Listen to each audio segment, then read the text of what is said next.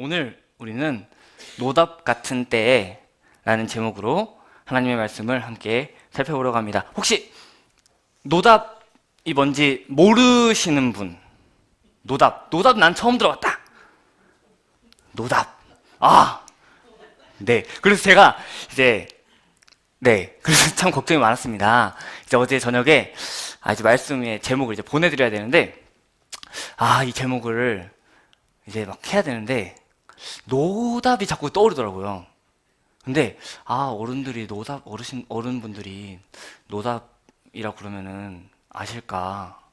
노답이라고 그러면은 너무 애들용 아닐까라는 생각이 들었는데, 정말 일단 말씀드릴게요. 노답이 뭔지. 이건 갑자기 어디서 나온 말인가 싶은 노답이라는 단어가 갑자기 튀어나와서 좀 놀라셨을 수도 있습니다. 이 노답이라는 말은 말 그대로 답이 없다는 거예요. 답이 없다 이거예요. 이건 진짜 도저히 진짜 어떻게 할 수가 없는, 어떻게 될 수가 없는 상황일 때, 진짜 나아질 구석이 없을 때, 진짜 쟤 노답이야, 이럴 때 쓰는 말이 바로 노답입니다. 쟤는 노답이야. 이 노답이구만 이럽니다. 그리고 요즘 우리 시대를 살아가는 사람들은 이 시대를 바라보면서 특별히 청년들이 노답사회라는 말을 주로 쓰곤 합니다. 오늘 이 시를 쓴 시편 12편을 쓴 시인의 상황도 꽤나 노답이었던 것 같습니다. 오늘 우리는 이 시편을 함께 보면서 과연 이 시대는 어떠했기에 노답이며, 그러한 이런 답이 없는 상황 가운데에서 이 시인은 어떻게 반응했는지를 알고, 또 지금 우리의 상황 가운데서도 이러한 답이 없는 것 같은 이 상황 가운데 살아가는 우리는 또 어떻게 반응해야 할지를 함께 살펴보도록 하겠습니다. 그 전에 우리가 시편에 대해서 한번 보겠습니다. 시편은 말 그대로 시입니다. 시. 그리고 이 시를 기록한 사람들이 굉장히 많습니다. 가장 오래된 거는 모세부터 시작해서 모세, 다윗, 아삽, 솔로몬 등등 참 많은 사람들이 썼습니다.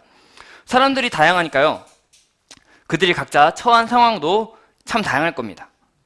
참 많은 그런 상황 가운데에서 그 저자들이 쓴 시가 바로 이 시편입니다. 그래서 시편은 우리에게 모든 순간순간에, 우리의 삶에서 겪는 모든 순간순간에 어떻게 반응해야 할지를 가르쳐줍니다.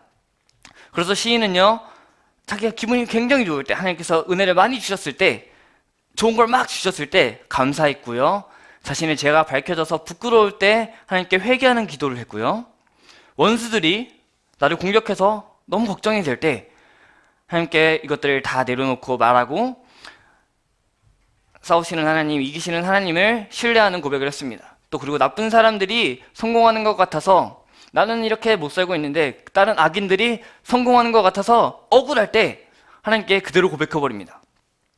그러니까 삶의 희노애락 가운데서 어떻게 반응하는 것이 하나님께서 기뻐하시는 반응인지를 보여주는 것입니다. 오늘 본문도 역시 시인이 처한 상황 가운데서 어떻게 반응했는지를 가르쳐줍니다. 이를 토대로 삼아서 우리도 과연 이와 같은 상황에서 시인과 같이 반응해야 할 것입니다. 이제 본문을 한번 살펴보겠습니다. 그 시대의 문제가 먼저 나타납니다. 1절입니다. 여호와여 도우소서, 경건한 자가 끊어지며 충실한 자들이 인생 중에 없어지나이다 라고 고백합니다. 여호와여 도우소서 하고 어떠한 상황인지를 말하고 있습니다. 그 문제는 가장 큰 문제입니다. 이게 경건한 자와 충실한 자들이 사라지고 있다는 것입니다. 그러니까 신실한 하나님의 백성들이, 하나님을 믿고 하나님을 고백하고 살아가는 그러한 백성들이, 하나님의 율법을 따라 살아가는 그 백성들이 점점 사라지고 있음을 안타까워하고 있는 것입니다. 이 구절부터 참 우리의 상황과 유사해 보입니다. 오늘날 교회에는, 우리 교회뿐만이 아니라 다른 교회는 참 많은 사람들이 있습니다. 사람들이 굉장히 많습니다. 그런데 그러한 숫자는 늘어나지만 점점 경건하고 하나님 앞에 충실한 자들이 점점 사라지고 있는 듯 합니다. 2절도 함께 보겠습니다. 그들이 이웃에게 각기 거짓을 말하며 아첨하는 입술과 두 마음으로 말하는도다. 1절에서 말했듯이 경건하고 충실한 자들은 점점 사라져 가는데, 거짓을 말하는 사람은 늘어나고 있습니다. 그 경건하고 충실한 자들이 사라지면서 그들이 거짓을 말하는 사람이 되고요. 그들의 입술은 아첨하는 입술이 되고요. 그들의 마음은 두 마음을 품은 사람이 됩니다.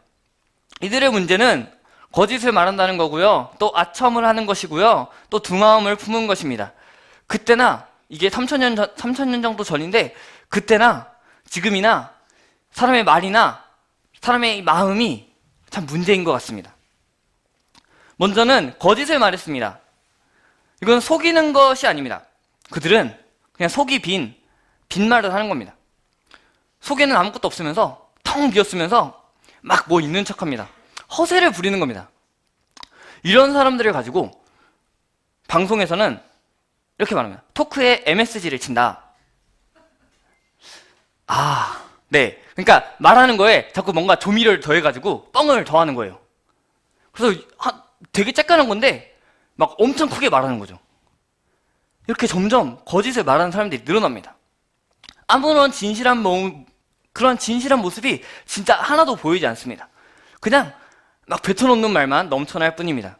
아무리 봐도 이거는 경건한 사람의 모습이 아닙니다. 다음으로 아첨합니다.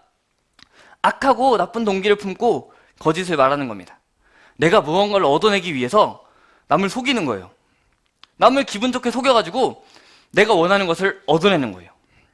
이것도 참 경건하지 않은 모습입니다. 마지막으로 두 마음입니다. 마음이 이런 마음도 있고요. 이런 마음도 있다는 겁니다. 뭐가 맞는지 압니다. 근데 자기가 유리한 쪽으로 이렇게 갑니다. 나에게 유익하면은 그게 옳다고 합니다. 그리고 나에게 유익하면은 그렇게 하는 게 맞다라고 외칩니다. 근데 이게 자기에게 유익하지 않으면은 틀렸다고 합니다. 그렇게 하는 건 맞지 않아요! 라고 합니다. 그들에겐 진정성이 1도 보이지 않습니다. 이런 사람 또한 경건하지 않은 모습입니다. 우리는 지금까지 세 부류의 사람을 봤습니다. 거짓을 말했고요. 아첨했고요. 두 마음으로 사는 사람들입니다. 경건하고 충실한 사람들은 점점 사라져가는데 거짓과 아첨과 두 마음의 사람들은 점점 늘어만 갑니다. 진짜 말 그대로 노답인 상황입니다. 어떠한 번역본에서는 이 2절을 이렇게 표현합니다. 마지막 남은 의인마저 쓰러지고 의지했던 친구들도 떠나고 없습니다. 마치 거짓말이 모국어가 된 듯 번지르르한 입술에서 거짓말이 흘러나옵니다. 그리고 한 입으로 두 말을 해댑니다. 라고 고백합니다. 참으로 답이 없는 상황입니다. 그리고 4절을 보겠습니다. 4절에서 그들은 어떻게 말하는지 보겠습니다. 그들이 말하기를 우리의 혀가 이길이라 우리의 입술은 우리 것이니 우리를 주관할 자가 누구리요? 하미로다. 그들은 이렇게 말하는 것입니다. 아니 이건 내 입이고 내 입으로 내가 말한다는데 네가 뭔 상관이야? 내가 내 입으로 내가 말하는데 네가 뭔 상관인데요? 이러는 거예요. 너도 네 입으로 말해! 그러는 거예요. 시인은 이러한 진짜 답답한 상황 가운데 있습니다. 저 사람이 분명히 잘못했어요. 근데 저 사람이 내 입으로 내가 말한다는데 네가 뭔 상관이야? 이러는 거예요. 논리적으로 만약에 그 사람이 나한테 논리적으로 이건 이렇고 저건 저렇고 이렇게 하면은 나도 논리적으로 이렇게 이건 이런 거다, 이건 이게 아니라 이런 거다, 이건 이게 아니라 이런 거다 할 텐데 이렇게 막 막문과대로 네가 뭔 상관인데 이렇게 해버리면은 똥이 무서워서 피하는 게 아니라 더러워서 피해버리는 수밖에 없겠습니다. 그런데 대안은 있습니다. 노답 같은 때에 대안은 있습니다. 그리고 그 대안은 분명합니다. 탄식하며 기도하는 것입니다. 그리고 우리의 입술과 마음에 하나님의 말씀으로 채우는 것입니다. 1절에서 시인은 이러한 상황을 보면서 이렇게 고백합니다. 여호와여 도우소서 라고 고백했습니다. 그리고 3절에서는요. 저들의 얼굴에서 입술을 베어버리소서, 나불대는 저 입에서 혀를 뽑아버리소서 라고 합니다. 그리고 7절에서 하나님 저들의 거짓말에서 우리를 지켜주소서, 거짓말로 우리를 사냥하는, 우리를 꼬시는 저 악한 자들, 그리고 거짓말로 이름을 떨치는 저 악인들에게서 우리를 지켜주소서 라고 기도합니다. 시인은요, 그러한 노답 같은 상황 가운데서 이 모든 상황을 헤쳐나갑니다. 우리는 이 기록 가운데 깔려있는 시인의 하나님을 아는 지식을 볼 필요가 있겠습니다. 기도는 그 기도하는 사람이 무엇을 믿는지를 반영하기 마련입니다. 그러니까 그 사람이 믿는 하나님, 그 기도를 드리는 그 하나님이 어떠한 분이신지에 따라서 그 기도가 달라지는 것입니다. 마치 이것과 같습니다. 제가 다리를 다쳤습니다. 만약에 다리를 다쳤어요. 다리를 다쳤는데 교회를 가야 돼요. 근데 저희 누나는요, 운전면허가 없고요, 저희 엄마는 운전면허가 있습니다. 그렇다면 저는 누구에게 부탁을 하겠습니까? 교회에 데려다 달라고. 그쵸? 엄마에게 부탁을 해야겠죠. 운전면허도 없는 누나에게 하면은 뭘 줄까요? 누나가 나한테? 글쎄요. 네, 답이 없습니다. 아무튼 누나가 답이 없는 건 아니에요. 네, 아무튼 누나는 제 부탁을 들어줄 수 없습니다. 제가 다리 다친 상황에서 제가 데려다 달라고 구할 수 있는 것은 바로 데려다 줄 수 있는 어머니입니다. 그리고 또 단순한 대화도 마찬가지입니다. 그저 공감해 주기를 바라서 한 말입니다. 만약에 내가 너무 힘들어 라고 합니다. 누군가에게. 근데 여기서 너가 많이 힘들었구나 이러면 되는데 네가 힘든 거는 네 죄 때문이야. 그러니까 거기 갔어. 네가 거기 갔으니까 다쳤지. 이런 사람들이 있습니다. 그런 사람에게 누가 가서 고민을 털어놓겠습니까? 내가 힘들어 이랬는데 야 기도해 임마 이렇게 하면은 정말 그 사람한테 가기 싫을 겁니다. 이 사람이 내 고민을 듣고 함께 공감을 해주겠구나 라는 믿음이 있을 때 그 사람에게 가서 고민을 털어놓을 것입니다. 이처럼 시인은 자신의 믿음을 바탕으로 하나님께 기도합니다. 시인이 믿었던 하나님이 어떤 분이신지를 보겠습니다. 먼저 그 하나님은 심판하시는 하나님이십니다. 3절을 보면요, 여호와께서 끊으시리니 라고 말합니다. 하나님께서 마침내 심판하셔서 그 아첨하는 입술, 아첨하고 거짓을 말하는 그 입술을 끊어버리신다는 겁니다. 그런 믿음이 있습니다. 그리고 5절입니다. 5절에서는 심판은 악인뿐만이 아니라 의인들에게도 미친다는 것을 볼 수 있습니다. 근데 하나님께서 악인의 입술은 끊어버리시지만 의인에게는 그들을 바라보고 그들을 안전한 지대에 두실 것입니다. 그리고 그들을 위로할 것입니다. 우리도 이러한 믿음을 가져야 됩니다. 하나님께서는요, 악인들을 반드시 끊으십니다. 그러나 의인은 안전한 지대에 두실 것입니다. 그래서 시편 1편 6절에서는 이렇게 말합니다. 무릇 의인들의 길은 여호와께서 인정하시나 악인들의 길은 망하리로다. 그리고 시편 19편 14절에서는 이렇게 고백합니다. 나의 반석이시오 구원자이신 주님, 내 입의 말과 내 마음의 생각이 언제나 주님의 마음에 들기를 바랍니다. 그래서 입과 마음에 하나님 말씀으로 채워져서 우리는 하나님께서 기뻐하시는, 하나님께서 인정하시는 그러한 삶을 살아야 됩니다. 다음으로 하나님은 믿을 만한 분이십니다. 하나님의 말씀은 분명히 이루어집니다. 그리고 하나님의 말씀은 충분합니다. 6절에서 하나님의 말씀이 어떠한지를 가르쳐줍니다. 순결하고 또 흙도가니에 7번이나 단련한 은 같다고 말합니다. 이는 2절에서 보여주는 그 거짓을 말하고 아첨하는 것과 정반대의 모습을 보여줍니다. 하나님의 말씀은 하나님은 믿을 만한 분이십니다. 그리고 마지막으로 하나님은 돌보시는 분이십니다. 7절에서 이렇게 말합니다. 그들을 지키사 이 세대로부터 영원까지 보존하시리이다 라고 고백합니다. 저는 강해서 제가 강하니까 저는 제가 지킵니다. 이 세대가 아무리 약해도 저는 강하니까 제가 지킵니다. 걱정하지 마십시오 하나님. 이렇게 하는 게 아닙니다. 하나님이 강하시기 때문에 하나님께서 지켜주시고 이 세대로부터 영원까지 하나님께서 보존하여 주십시오 라는 신뢰의 기도를 드리는 겁니다. 하나님이 돌보시고 지키실 것을 신뢰합니다. 시인의 눈은 경건한 자와 충실한 자가 점점 사라져갑니다. 그러나 하나님의 시각에서는 아직 그렇지 않습니다. 하나님은 돌보실 거고요. 이 3000년 전의 기도가 경건한 자가 끊어지면 충실한 자들이 이렇게 하지만 아직도 이렇게 남아있는 걸 보면은 아직 끝나지 않았습니다. 이제 말씀을 마치려고 합니다. 이 상황은 참으로 노답인 상황이었습니다. 그렇게 시인은 더 하나님께 기도했습니다. 7절에서 분명히 말합니다. 하나님은 이 세대로부터 영원까지 보존하시는 하나님이십니다. 우리의 상황을 한번 보겠습니다. 주변을 돌아보면 참으로 노답입니다. 조그만 예를 들어보겠습니다. 아이들의 숫자가 교회에서 점점 줄어듭니다. 그리고 교회에 그나마 있는 아이들도 어떠한지 잘 모르겠습니다. 근데 아이들의 숫자가 점점 줄어듭니다. 이건 확실합니다. 왜냐하면은 교회 밖에 재밌는 게 너무나도 많기 때문입니다. 그리고 안 믿는 부모님들이 막는 거는 그렇다 칩시다. 근데 믿는 부모님들이 그들이 밖에 있기를 허락하기 때문입니다. 오히려 그들을 이렇게 밖에 있기를 권하는 모습도 보입니다. 이런 겁니다. 너가 딱 이번 시험 때까지만 교회 가지 말아라. 교회 가지 말고 주말에 학원 가고 이번 시험 때까지만 공부 열심히 하자.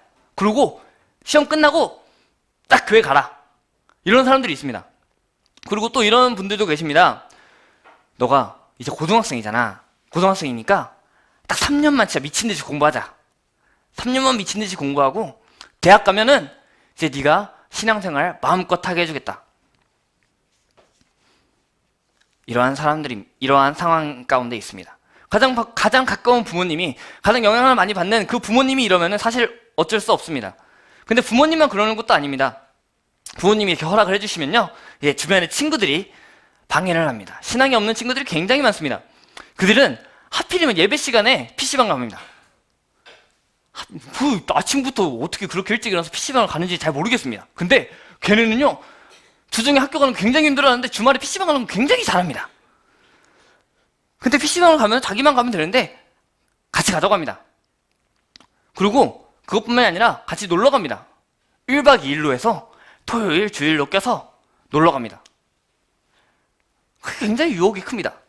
그래도 그나마 다행인 친구들은 그래도 예배 끝나고 와. 이렇게 합니다. 그게 그나마 다행인 겁니다. 아무튼 이렇게 참 아이들의 숫자가 점점 줄어들 수밖에 없는 상황입니다. 그리고 이제 나이가 좀 들면요, 청년입니다. 청년들 가운데는 가나안 성도라고 하는 사람들이 굉장히 많습니다. 가나안, 거꾸로 하면 뭐가 되죠? 가나안을 거꾸로 하면 뭐가 될까요? 안 나가. 거꾸로 하면 안 나가가 되는, 교회를 안 나가는 성도들이 굉장히 많고 있습니다. 왜냐하면은 그들은 교회에 실망했기 때문입니다. 그리고 더 위의 세대로 나가면은 거짓을 말하고 아첨하는 입술이 많고 두 마음으로 사는 사람들이 너무나도 많이 보이는 겁니다. 그리고 특별히 뉴스를 보면은 참 안 좋은 모습으로 나오는 사람들은 대부분 이렇게 뒤에 뭐가 붙습니다. 장로, 큰 교회 장로, 큰 교회 목사, 선교사 등등 이런 사람들이 막 붙습니다. 그래서 마치 진짜 이 상황을 보면은 그 출근길에 지옥철 안에 껴있는 사람 같습니다. 진짜 막 숨이 꽉 막힙니다. 이러한 상황 가운데서 우리는 살고 있습니다. 그러나 우리는 이런 상황 가운데서 계속 이러고 있을 게 아니라 반응을 해야 됩니다. 하나님께서도 우리가 그런 상황 가운데 있는 것을 뭐라고 하는 게 아닙니다. 그런 상황 가운데서 너희가 어떻게 반응하느냐에 따라서 하나님께서 기뻐하시거나 하나님께서 슬퍼하십니다. 우리는 시인처럼 이 시대를 바라보면서 탄식해야 합니다. 그리고 그에 대한 반응으로 하나님께 기도해야 함이 마땅합니다. 그리고 그 하나님의 순결한 말씀으로 마음에 채워야 되고요, 입술에 가득 채워야 합니다. 그럴 때 아첨하는 입술이 아니게 되고요, 거짓을 말하는 입술이 아니게 되고요, 두 마음을 품은 마음이 아니게 됩니다. 그래서 모든 상황 가운데서 하나님께 마땅한 반응으로 나아갈 수 있을 것입니다. 그리고 그 하나님께서는 그 말씀을 통해서, 하나님의 말씀을 통해서 자기 백성을 노답사회에서 지키십니다. 노답 같은 때를 살아가는 여러분, 함께 시대를 바라보며 탄식하고 하나님께 기도합시다. 그리고 순결한 말씀으로 입과 마음에 가득 채워서 휩쓸리지 않도록 지키십시다. 그리고 점점 줄어들어가는 이 학생들을 바라보며 그들을 위해서 기도해야 합니다. 그들의 마음 가운데 하나님의 말씀이 심어지기를 그래서 그들의 입과 마음에 하나님의 말씀이 채워지기를 위해서 기도해야 됩니다. 그리고 더 나아가서 가능하신 분들은 주일학교 교사로 섬기시면 됩니다.